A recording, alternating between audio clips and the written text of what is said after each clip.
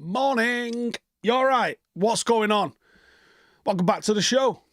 It's good to be back. What's occurring? United are about to sign another midfielder. Another midfielder that's got a lot of the things we need, man. But it's also got another set of legs to come into midfield. So we said this was going to be a big week, and it looks like it has been a big week. We've seen Hannibal moving on to Burnley, somewhere in the region of £9 million for a permanent sale for Hannibal. We've also got a sell-on fee included in that for him as well. Scott McTominay is travelling to Italy today for a £25 million or €30 million transfer to Napoli, which is a bit of a madness. But the one that we're all here for is Manuel Ugarte. Another one that we scouted a long-ass time ago has actually found his way to Old Trafford. €50 million fixed fee plus 10 million in add-ons will be the package. It's happy days. United believe he is one of the best young midfielders in the game. He is set to travel to complete his medical today, and the add-ons are supposedly performance and success related. We're happy days here, aren't we? This is what we've been waiting for. We've been waiting for him to come. A midfielder that comes in and has got tackles and interceptions off the charts. He can get on the ball. He can move the ball. He's safe with the ball. He ain't no Pirlo. He ain't no Busquets. But he's a set of very energetic legs. Someone that will have the discipline to screen that back four. And I'm happy with the signing. I've seen some comments saying, "Oh, we have to get top four now, no excuses." And you're like, look,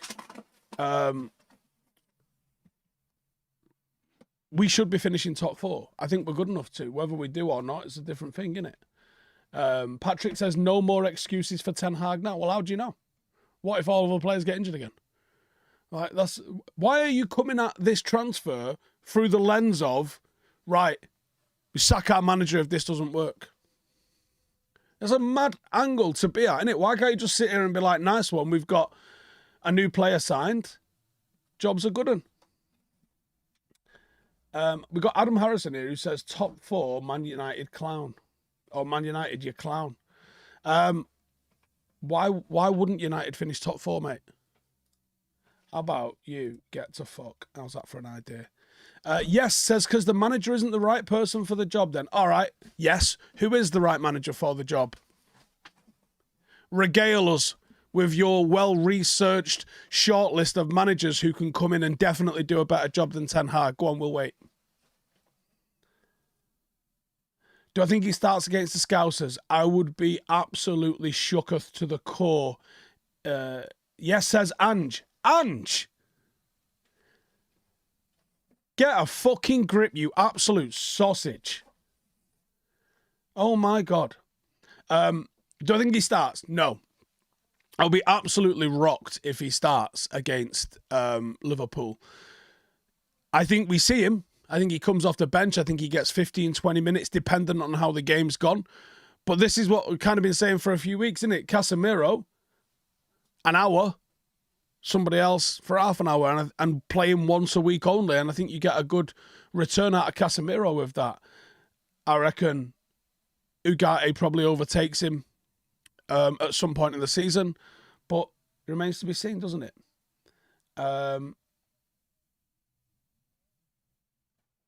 Uma says £109 million in sales. That is massive. What a clear out by Ineos. Is that the most we've brought in any window? I don't remember us ever bringing in more than that in a window. Jake says, am I happy to lose McTominay? I wouldn't say I'm happy to lose McTominay, but I think it was probably a necessity to, like I've said for a couple of weeks, I really thought that the McTominay deal going, one more player going, and you will see Ugarte getting sealed up. And what a surprise, they're both off for medicals on the same day. It's exactly the same thing that we just saw with De Ligt and Mazraoui. I think we can probably read what Ineos' sort of game plan is at the moment. Notch says, might depend on the game if he's brought on for Casemiro. Absolutely. Nathan says, think that's all of business this window? No. I think we're still going to try and push Sancho. I wouldn't be surprised to see Sancho moved on before the end of the window because he knows he's not going to play any football at United, I think.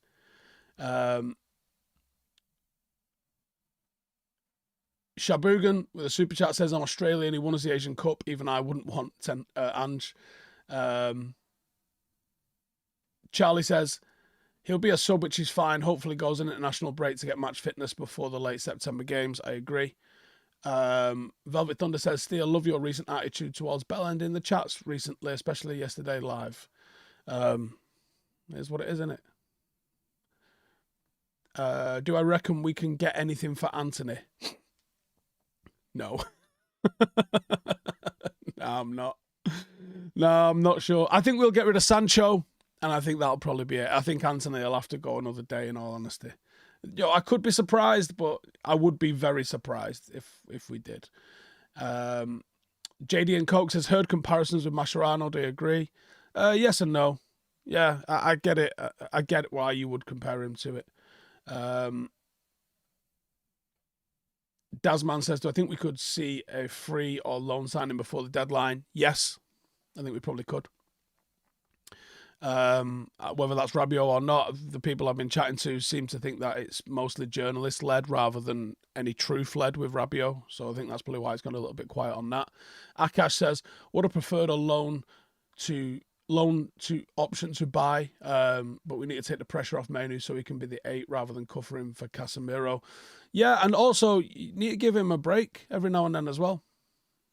Do I think he'll start against Liverpool? No, I don't. This window's been good for me, says Jay, because the players we've got in have all wanted to join the club. No players joining for wages like in the past. Yeah, there has been a slight change. Sterling, what am I saying? Absolutely not. Absolutely not. Absolutely not. There's no way Sterling's better than Marcus Rashford, right? And if everyone's losing their fucking mind with Marcus Rashford, do you think the Liverpool Academy player that's played for Manchester City and won the league there is going to get any better of a fucking ride? Absolutely not. Jace Parrott says, get Rabiot or Amrabat in, whichever is more PSR friendly, and bring some depth, then 9 out of 10 window if we do. Aaron says, now get Sancho out on a left back, maybe on loan. I mean, we've done all right here, you know. We have done all right here. We've done a good window here. I don't think anyone's sitting here saying we're definitely going to win the fucking league now, but I think the squad is now in a better place than it was at the start of the window. I don't necessarily think you've... No, you have upgraded the 11, actually. Yeah, you have. I think we have. Pradnya says, do I agree that with Ugarte coming in, we can avoid doing to Manu what we did to Rashford? What, and you just plays every single week? Yeah, you might see games where it's Ugarte and Casemiro and then Manu comes on to keep the ball late in the game. That'd be a real good way of doing it. Cool Giro says, the manager holds us back. Does he, kid? Yeah, sound. Enjoy your fucking night. Omizi says, I can see Ugarte, Bruno and Mount midfield some games. Yeah, and that's the beauty, is that what you don't want is to be predictable. What you don't want is the opposition to go, I know exactly what United's starting 11 is going to be, and here's how we beat it. What you want them to do is to go, what if they play Euro instead of De Ligt? What if they play Ugarte alongside Casemiro and actually don't play Manu? What if they play Manu instead of Bruno, and it's Ugarte and Casemiro as a bit more of a sort of defensive-minded midfield? Like, that's what you want. 64 Ahmed says, mate, Ronaldo seems to be fighting everyone on Twitter that Sterling is good because he had a good career. Yeah, I've seen it. I know he is. I know he likes him. We'll probably have a chat about it on XG Files, I'm sure. Ranjai says, Collier needs to start getting some game time as well. Yeah, I'm sure he will. I'm sure he will. Dan says, 2 offside goals, we would have scored 3, but the manager's always to blame. People judge the substitutions without knowing the reasons behind them. What I would say on the offside goals is, mate, they were offside. Yeah. Tyler says, any theory on the sheer volume of snap negativity right now? Yes. The fucking absolute tidal wave of negativity against Manchester United at the moment, and even in this very here chat, I put solely at the feet of all these fucking broadcasters. That's why I see my arse of them. That's why I do fucking Howson versus. Because I see it. I see how other clubs are treated. I see how Manchester City are just fucking fanned and not criticised in the slightest. These fuckers are looking at 10 years of consistent fucking cheating and no one talks about it. They would rather have phone-ins on whether Ten Hag should get the sack because United didn't fucking win at the weekend rather than looking into every other fucking aspect of football. How Arteta's still getting his fucking dick tugged for not actually doing anything and spending so much cash. So many people comment and say, do you know what? Fucking Arteta's done a fantastic job and he's not even done it with any money. And you're like, that's just not fucking true though, is it? It's just objectively not true. Manchester United are treated differently and I just want fair fucking treatment. So when I do Howson versus and I do shit like that, I'm a United fucking fan. To the fucking bone, mate. My fucking great-granddad went in 1933 and every fucking generation of my family, including my kids, apart from Blake, she's not gone yet, I've followed in that fucking path. I'm fucking United to the core.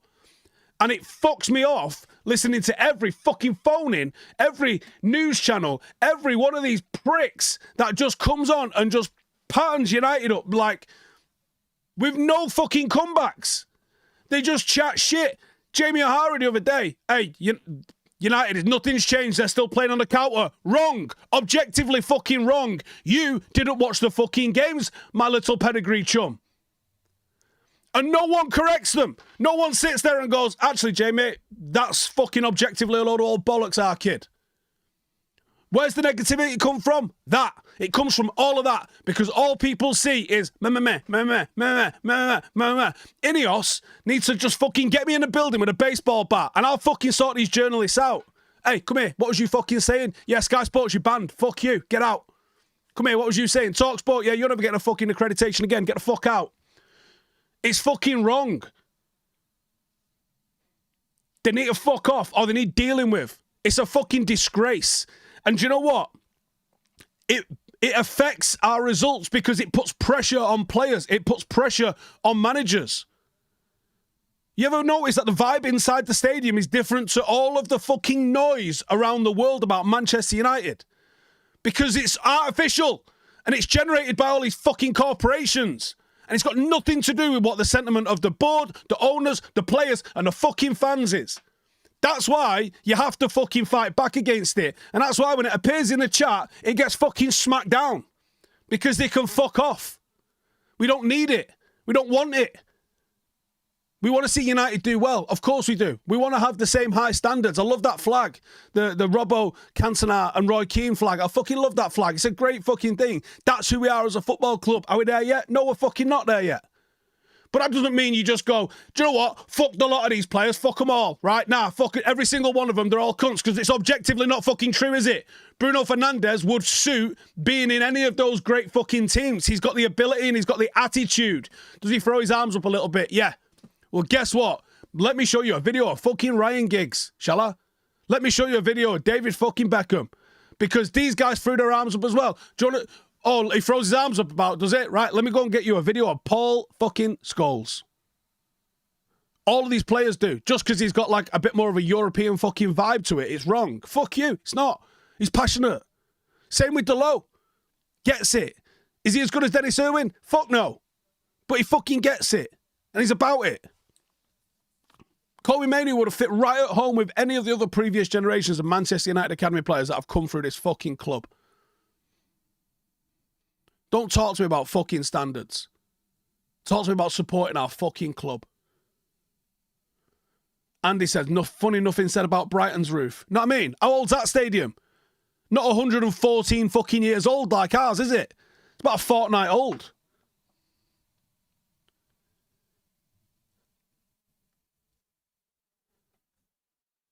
RG says, Steve, big fan of your work. Great to meet you in Vegas last year. Cheersing up the fucking paddock. Cheers, our kid. Dada Caesar says, see, sorry at the only just getting on. Thoughts on Sterling joining and rank our midfield free? I don't know if I could rank it just yet. I need to see it. Thoughts on Sterling joining? I'd rather not. Shaboden says, It's worse because anytime an ex-United player or United fan speaks up for United, they get accused of bias. It's ridiculous. Guess what, though, right? I'll walk out with my chest out and fucking say, I am biased. I am fucking biased. And guess what? I'm unapologetically fucking biased. I'm here as a United fan. I'm not here as a representative of the fucking Premier League on all 20 fucking clubs. I don't go anywhere wearing that hat. I walk in as a United fan. I'm here as a United fan. I don't speak for United fans. I speak as me, as a United fan.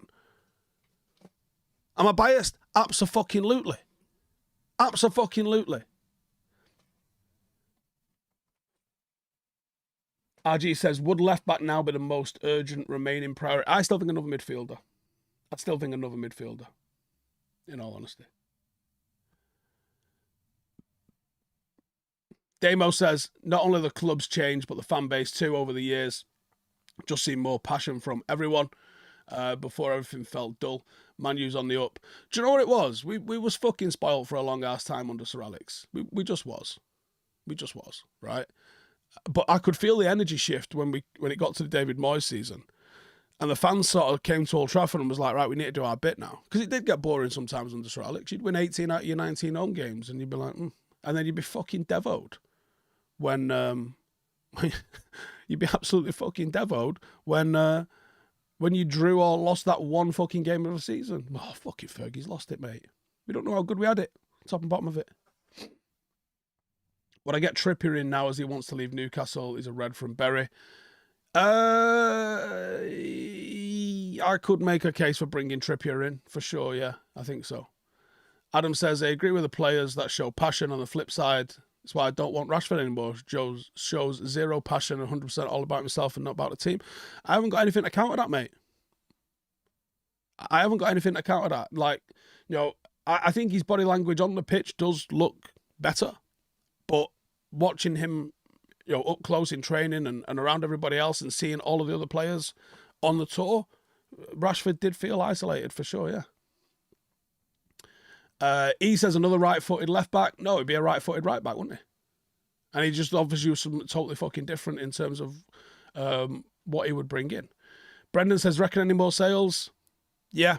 I wouldn't be shocked to see Eriksen and Sancho moved on. Robert says, same age as you, and I agree. Didn't realise how good we had it, and I'll be insufferable when we next win. Correct. Andrew says, Steve, do I think we will re-sign Amrabat on a permanent deal or another loan deal? It'd be very interesting to see how it goes. Thoughts on Oasis?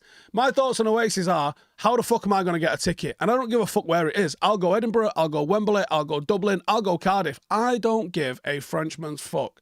Obviously, I'll go Heaton Park because it'd be the easiest one to get to. But I don't actually give a shit who or where it is that we get to go.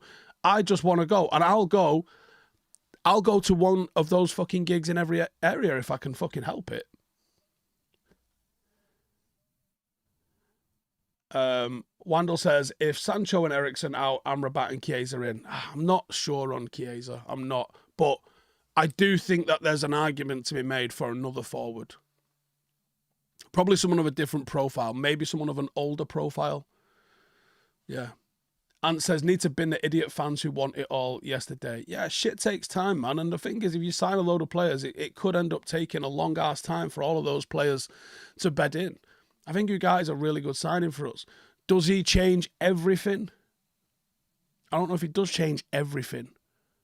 I think he helps with a very specific thing on the counter that United get hit with.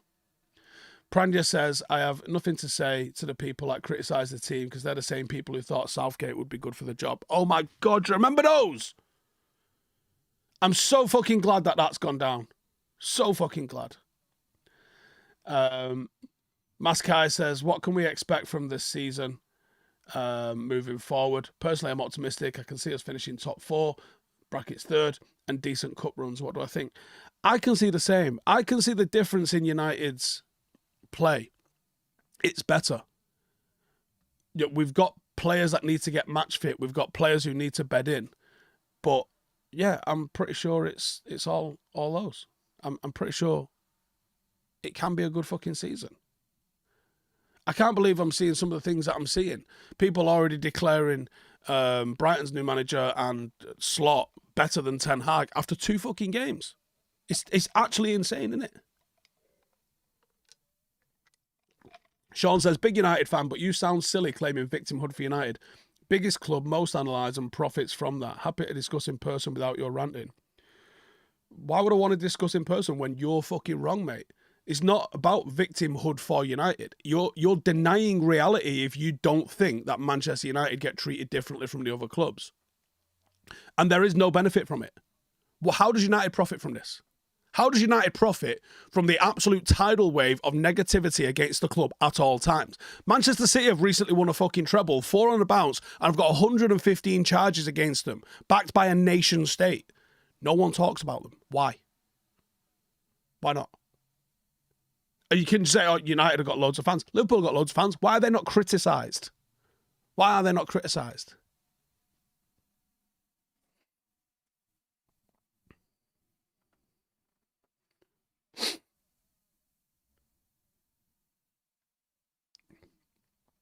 Cherry says Kingsley Coleman on loan. Why not? I could see that being a decent shout, you know. David PR says team building takes time. I have loved this club since the 63 Cup final. I've seen many ups and downs. We will get back and it will be so sweet. Upper Deck says top 6 and a positive goal difference equals a great season. I couldn't call anything outside the top 4 a great season. You might call it a bit of progress depending on how it actually goes, but I can only call getting into the top 4 and a trophy a great season. I couldn't call anything else a great season. Now, just because it's not a great season doesn't mean that you sack the manager, but I could only call top 4 and a trophy a great season. Abhinav says, people actually don't know what tactics mean. They were saying United had the same pressing structure last season when it wasn't. It fucking really wasn't. It was almost non-existent, the pressing from us last season. De says, if the 115 was United, it would be in the news every day. The news and fans would be relentless, but because it's City, they don't care. Yeah. Thoughts on the price we paid for Ugarte? It's about right. We have to finish top 4, says Mubashir. We sold Ronaldo for 80 million, which is 113 mil by inflation. Yeah, but it was 80 mil. It was literally 80 mil. So otherwise you're like, yeah, but we also bought Rio for about 180 fucking mil based off that football inflation. So it is what it is. Has Joe had all the talk sport rinsed from him yet? I don't know. I'll see him today. He's in today. I'm going in after this. Dean says, we spent a week in the news for literally getting a COVID payment. Or legally getting a COVID payment, yeah.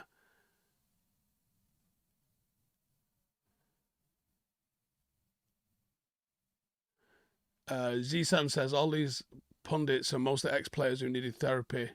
The chat's being really weird again. Whenever I hover over it, it changes. How about a deadline deal for Osimhen? I don't think that'd work. I think the dynamic of all that would be completely off. I also don't think we could afford him. Carabo says, it's got nothing to do with Bruno being European. We criticise him when he lets the team down and praise him when he does well. Man United has a lot of issues. If it's not an agenda, it's facts. No, mate, it's an agenda. I don't ever see him being praised for being consistently the biggest chance creator in the Premier League. It doesn't happen. Like, some players get completely fucking lauded, and Bruno doesn't. They'd rather talk about why he shouldn't be the fucking captain of the club.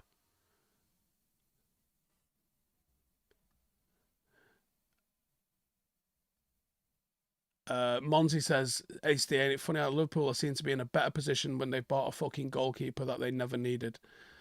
They're apparently going to do a madness. I saw a fucking graphic this morning which said the deadline day is going to be the craziest anyone's ever seen.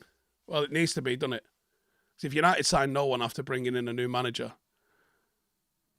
do you know what I mean?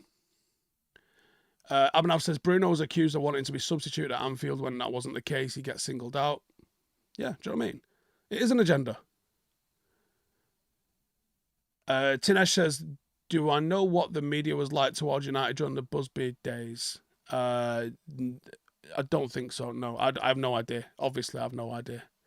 I imagine it was probably a little bit more objective, and I imagine it was probably a little bit more down to face-to-face stuff and journalists who knew the manager. If you knew the manager, you probably had to be at least fair about what you were writing, because he'd fucking pull you up on it. Now, Fergie was a bully, and he was a bully to control a lot of what the media was saying, and it didn't always work. But it meant that people were scared to write the shite that they write about United now. And, there's loads of journalists. There's some fantastic books out there from journalists who've written about their time with and under Fergie in press conferences. And even getting stuff correct, he would see his arse with. People have said this player's injured, and he's fucking gone turbo at them, and they were injured. They've said like certain players, Andrei Kanchelski's transfer, I think, when he asked for a transfer, the journalists were told that by fucking Andrei Kanchelski's at the training ground. They wrote it, didn't ring Fergie to ask him about it because the fucking player told them, and Fergie's absolutely lost his mind and banned them. So, even the fucking truth, Fergie would ban you. So he did have journalists on a tight lead. And since he went, journalists have clapped back a little bit, or a lot. Realised that United, what's he called? Summit Samuel. One of the fucking journalists for the Mail anyway. Basically, he was on that show the Sky used to do, looking at the newspapers. And he basically admitted that they'd have to write a United story every single day. And this was in the fucking 90s. Do you know what I mean? Like, don't tell me United don't get treated fucking differently and unfairly, because they fucking clearly do. Tricky says, Steve, if it does go tits up this season, out of curiosity, who would I bring in? Don't know. Nagelsmann, the only manager that excites me, right? The only manager that excites me. Martin Samuel, thank you. Sunday Supplement, that was it. It was all right, that, Andrew says, guys, just FYI, blocking out Old Trafford TV significantly improves your viewing. Farming Stock says, get a dangerous forward like Nico Williams, make the difference. Do you know what? That's a great shout. I would love to see Nico Williams at United. I really would.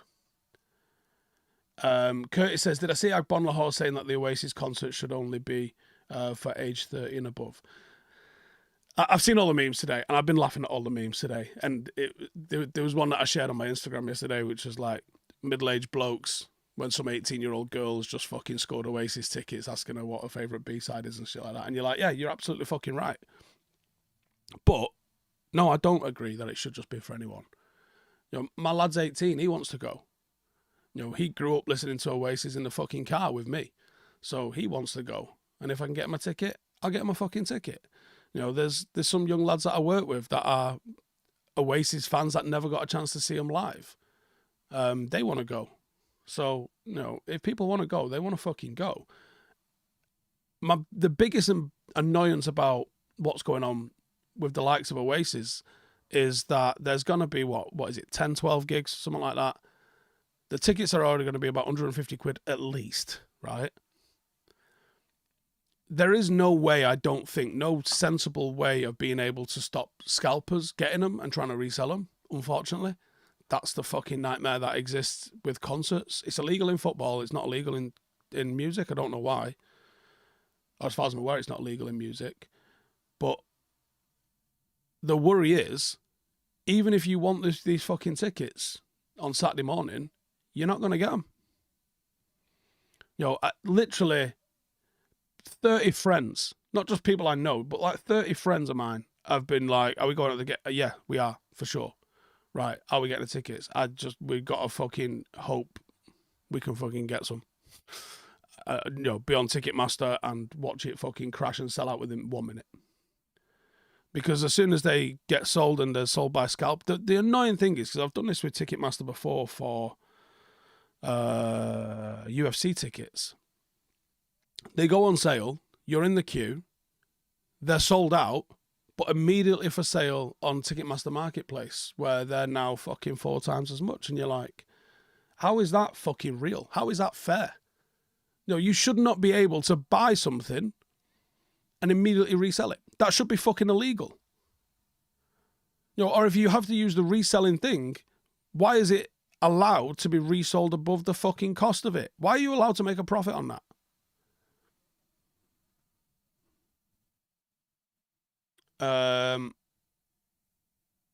Shep says, if my mate is working, I'll sort you a brief stay. Ledge. I mean, I genuinely might try and go to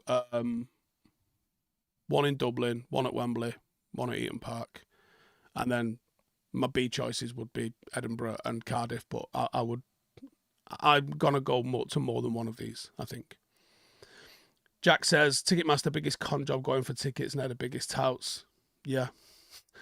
Coldplay are a good live band, to be honest, says Jed's. Janine's seen Coldplay a few times, actually.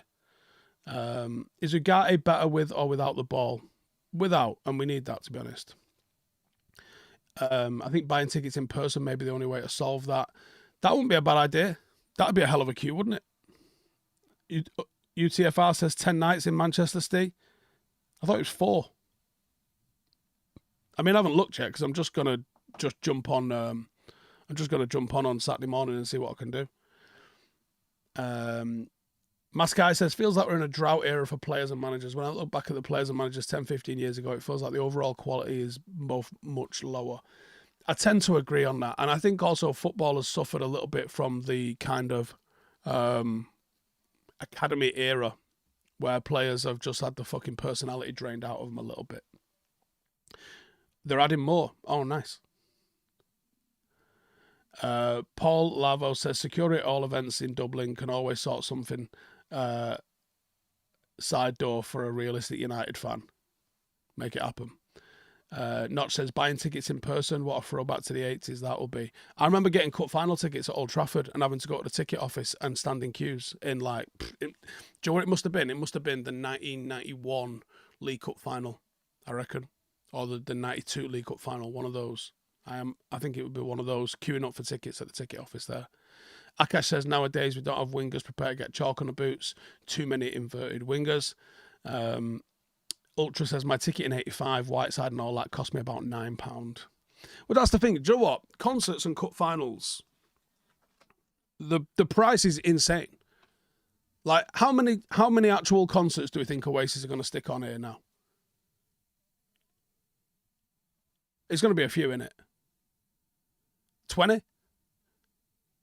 How much are they going to make out of this? Or how much are they going to turn over? I think it's like 100 million. Maurice says, do I think the academy system and tactics are making the 10 irrelevant? No. Jerry says, Steve, do I have any doubts about Ten Hag's in-game management? Is it down to tactics that we concede last minute in many matches?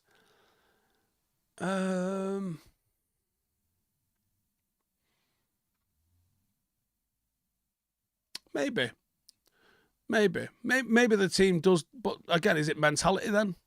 You know, was it tactics why United in the 90s under Sir Alex used to win in the 90th minute, or was it mentality? I think winning and losing in the last minutes is a mentality thing.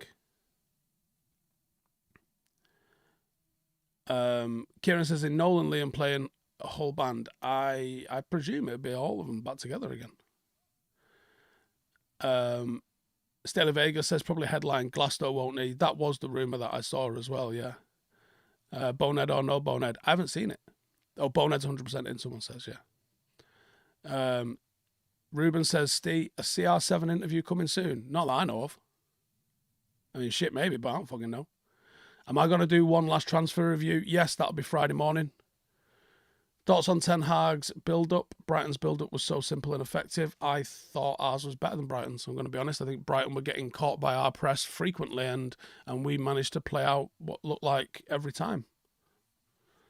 Howard says, hi Steve, is there any truth to Sancho to Chelsea for Sterling and Chilwell? I don't think for Sterling and Chilwell. I think there's some legs in him to Chelsea. They would like to throw a player in, because guess what? They've got about 20 doing fuck all. So I'm sure they would like to try and put them on the table, but it has to be the right player for United. I don't know who that would be. Stella Vega says, I'll be going to Eaton Park Saturday 19th of July. Well, have you got tickets already? If so, fucking DM me. Andrew says, it's actually impressive. Lost it. This fucking chat. That there's so many venues for the gigs already arranged without any leaks. It kind of is, actually, yeah. It kind of is that it kind of... When they put that post up, it did sort of leak immediately then, but the fact that it didn't leak before that was quite impressive. But I guess you could probably book it under the, like a record label could book a gig without saying who it was for, couldn't it? I presume, anyway. I'm still not sold on Onan. I think we could get an easy upgrade, says Dean. I don't think you could. I'll be honest with you. Sim says, I don't know what that means. Leaked Wisdom says, do we still need a last-minute left-back signing? Probably. Whether or not we'll get one is a totally different thing. I think we've done well this window. I think getting in an extra player would be a difficult one. Mark says, when is the flagship show coming back? Ash is on holiday till Monday. So it might be back next week, potentially. Craig says, I take a punt on Trippier. I think I could probably roll with that. Yeah, and at least you've got Delo and Mazraoui that can fill in at left back, and then you've got someone who's a little bit of a different option on the right hand side, I think. Zarul says, if Sterling's wages are reasonable, you get him in. United fan too, and obviously a Prem great, and his worst is better than the likes of Anthony's best. I don't know if it is. I genuinely don't know if Sterling's worst is better than Anthony's best. I think United don't create the chances for someone like Sterling to get on the goals consistently. Manchester City did, for sure. But I don't think United do. So I think like the 2-3 chances that come his way that he fucking boshes over the bar would be exactly the same as Anthony. Exactly the same as Anthony.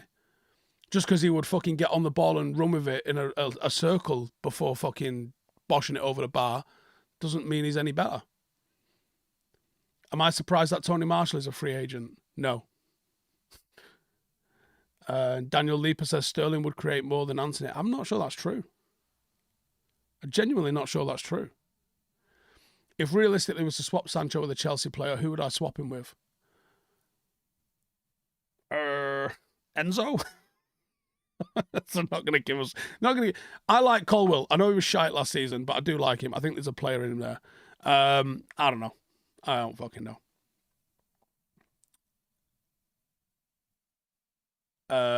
Someone says Palmer. They're not giving you Palmer, mate. I think that they've just put the fucker on a 10-year contract. No one's getting Cole Palmer out of there. Cole Palmer couldn't get Cole Palmer out of there at the moment, I don't think. George says we definitely need a left back. I like Robinson at Fulham. I agree. I thought there was something in that there. Yeah.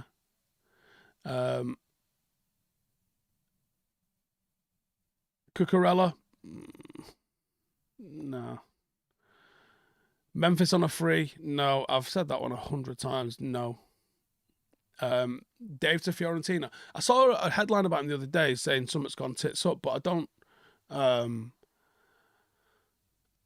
don't actually know what's happened. I haven't watched him out there. Craig says Kirkes for me over Robinson. Samuel says no excuses for Ten Hag now. Well, that's how do you know? Fucking hell. You can only look back, can't you? Collier will be a big surprise this season. I hope so. Alex says, Sterling is a selfish player that's past his best on massive wages. He makes zero sense for us. Very eloquently put, and I completely fucking agree. And on that note, I'm going to call it a day. But cheers for tuning in. As always, make sure to like and subscribe if you are new. I'm going to be doing a video on Kone today. Get a chance to look at him. So we'll be throwing a video out. And then there's all sorts going to pop off. And I think there's going to be some news on Sancho before the end of the week as well. So cheers for tuning in as always. Hit the like, hit the subscribe, and I'll catch you lot in the next one. Laters. Hey, thank you for watching the video. If you are new around these parts, then don't forget to subscribe. My channel is proudly supported by my community on Patreon. If you'd like to get a little bit of extra content, a Discord group, meetups, five-a-side games, weekly podcasts, behind the scenes, and even an occasional bit of transfer news as and when I get it, then for the price of a pint, you can show your appreciation for the content that we make and get some goodies for doing so as well. Check the link in the description or click the button right here. You'll also find all of my socials here too if you want to follow me on any of those platforms. Nice one.